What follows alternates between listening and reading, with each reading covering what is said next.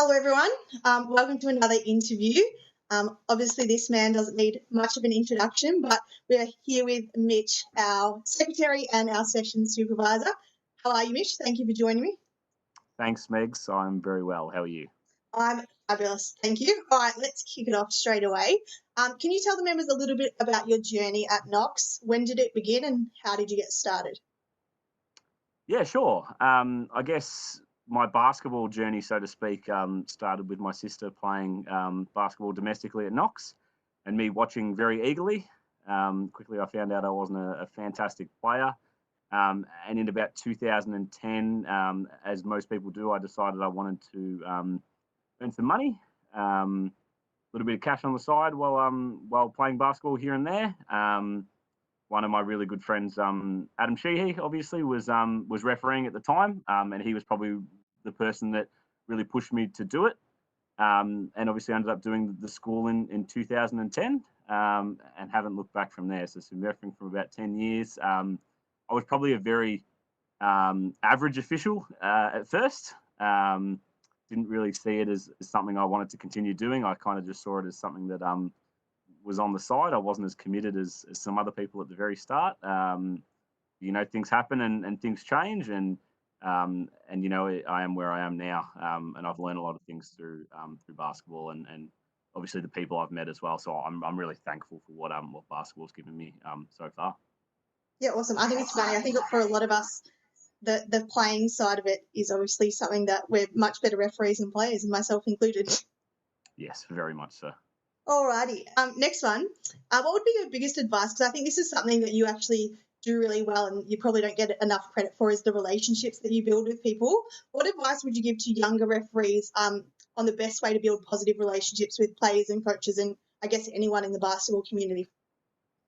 Yeah, so I guess probably if we're talking out on the floor, I think the best thing to do, and I think what's important is that you're gonna, as a referee, you're gonna stuff things up sometimes, and you're gonna learn from that. So don't try and be perfect. Sometimes you're gonna say the wrong thing, and as long as you reflect on that, it's okay, and learn from that for the next time. But I think the main thing for mine, Megan, probably the main thing that I've learned across the journey is you need to tailor your approach to different people. So anything and that probably goes in life, but in basketball as well, not everyone responds the same way to the same thing. So if you go in with the same approach every single time, you're probably going to continue to get the same result. And you'll understand that as you referee more and more games and more different kinds of people. And you really need to tailor your approach to the certain people. Some people, like to be spoken to a little bit more, and other people don't want to be, and et cetera, et cetera. And my big thing is that you always tailor your approach to the people that you're refereeing, whether that be players or coaches, or even whether that be your partner on the floor. You really need to tailor your approach to that and know that just going in with that one mindset isn't going to work, and you may even need to change that approach during the game. It's obviously important to stand up for yourself when you need to, and maybe go the opposite way and talk a little bit more when you need to. But it's about being able to tailor that approach and being flexible. I think probably going off the court, it's important to not put that barrier up. And domestically, I love basketball and I love being around the community. So I will constantly go and say hello to people. I will remember names. That's a really, really big thing for me. If someone remembers my name and greets me by name, I feel really important. I feel really special. So I make sure that if I don't know someone's name, I go and learn it. And then the next time I see them, I don't really care if they don't know my name at the end of the day. But if I can go and treat them by name, it just continues to break down those barriers. People really appreciate that. People appreciate you saying hello, that's not in the heat of the moment. And people can see that you care that way. So I think it's probably twofold, and it's really the simple stuff. But that helps when you've been around for a long time and you start to know. But just be confident, say hello. Coaches and players don't fight outside basketball. They're all there to enjoy our basketball. So a long-winded answer, but that probably answers. No, definitely. I think there's definitely some really valuable things for people to take away from that. and things that are easy to do. It's not something that, takes a lot, but something that can really go a long way. Alrighty, you did mention this fella at the start as someone who had a bit of an influence on your refereeing journey and when it began. So I've got a question here from Adam Sheehy for you. Hopefully you can hear it okay. If you can't, I'll just repeat it for you. G'day, Mitch. We've shared the court plenty of times together over the past 11 years. I was just wondering if you could tell us about the funniest experience you've ever had on a basketball court. We've definitely had a few, so it might be hard to choose. Did you get that one? Yeah, I did. There's probably a few. I might have to tailor it to what's appropriate to talk about on this call. So there was one, and now I can't remember the exact game or exactly what it was. But I think it was a Wednesday night. We might have been refereeing the Super League, and I believe that I was being towel whipped by some of the players in an All Stars game. I believe there was a photo of me being towel whipped. I can't remember who was doing it to me, but I'm sure it was one of those guys. And they were very excited and whipping me with the towel, but all in good fun. And there's probably been hundreds of other ones. There was one I remember really distinctly on Queen's birthday. Me and Adam had just backed up, I think, a 14 day or 14 game day the day before, and then got up again at 8 o'clock or whatever time you get up and go out there. And I was running to lead, and I think we'd really been drilled in. I can't remember. I think it might have been Julia that was really drilling in. You got to get to lead, So I was sprinting to lead, and this kid comes across on court 4 at Knox and runs right there, and I kind of turn and hit her into the brick wall. And then her mum had to come out, and it was reasonably embarrassing. But I guess she shouldn't have got in my way while I was sprinting to lead. But yeah, there's probably hundreds more that I can't remember right now. But that's one of the great things that you and myself and Ads and a lot of other people have had some really fun time. Yeah, definitely. It's all part of the fun. Love it. Thank you for sharing. This is my last question for you before we're going to do a bit of a pop quiz.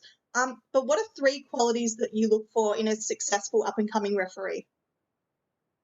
Yeah, so the first one is probably the biggest. It's the right attitude. So this is really my mantra on a lot of things. Is that you can teach people a lot of things, but only if they want to be taught. So only if they have the right attitude to learn and take on feedback and criticism, whether it's good or bad, whether they agree with it or not. So really the right attitude. The second one is probably really being able to, I guess, be confident and ask questions. So I really like someone that goes out of their way to seek feedback rather than waiting for it to come to them. Or, they might say, oh, I don't get any feedback. Well, what are you doing for your own development? Yes, people will come up to you and give you feedback, but really 90% of what you do has to be your own development. So what am I doing to further myself? So I love that in someone that goes out there and whatever game it is, whether it's an A-grade game or not, or whether it's a game they wanted to get or it wasn't, and goes out there and really finds something in that. And the third thing is probably, those leadership skills. So everyone has the capacity to be a leader, whether you're just starting off or you've been refereeing for 20 years. But just that ability to say, I'm now the official and I can take on that leadership role, even if I'm the umpire, or even if I'm the umpire too, or even if it's my first game, I can show leadership qualities and I can communicate and I can get better from that and learn. And probably just backing up on that is just self-reflection as well. Yes, you're going to be waiting for someone to give you feedback and you can be relying on that, but you need to be self-reflecting, both in a game and in your own refereeing, and that ability to actually self-reflect is really, really important, not just for new referees, but for all referees and in other facets of your life to actually self-reflect on something and say, okay, what could I, be critical of yourself, be nice to yourself, but be critical and how can I get better from that. So look, and there's probably heaps of other ones, but they're the really main ones, and it's mostly about attitude and being able to do things within yourself rather than your natural skill level, or whatever you may call it. Yeah, awesome. I think it's something that's good that doesn't matter your grade or experience level. There are things that everyone can really work on and really strive to achieve. So they are great. Absolutely. Thank you. Alrighty, the last part of this is a pop quiz. So I've got 10 questions for you or statements, and I'd like you to say the first thing that comes to your head and try and answer as quickly as possible.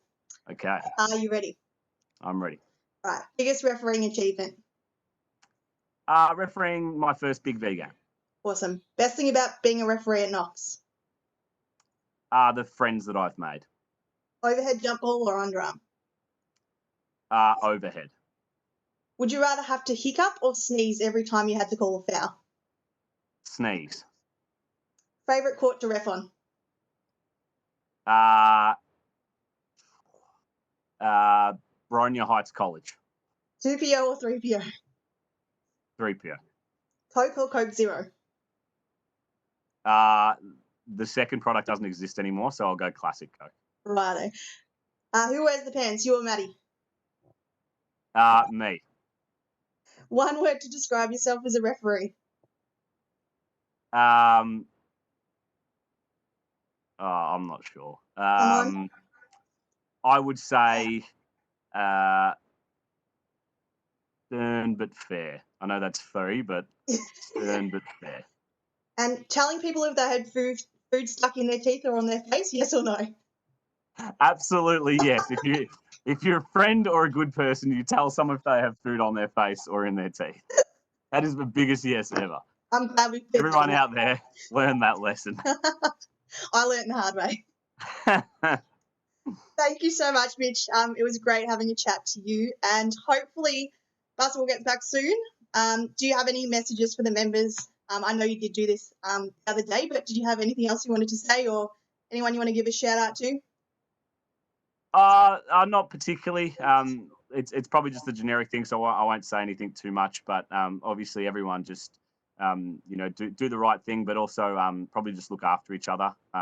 Whether that's a message, we're all so connected these days at the moment. So shoot someone a message if think they're not doing okay, or if you think they're doing fine, maybe shoot them a message as well. I'm sure basketball will be back. I know I'm missing it a lot, and I speak to a lot of guys about basketball daily, even though it's not on. And like I said, I'm sure we'll be back sooner rather than later. No one in particular that I'll give a shout out to, but just everyone. Hope everyone's keeping well, and I can't wait to referee with every single one of you on the call. Awesome. Thank you, Mitch. Thanks, Megs.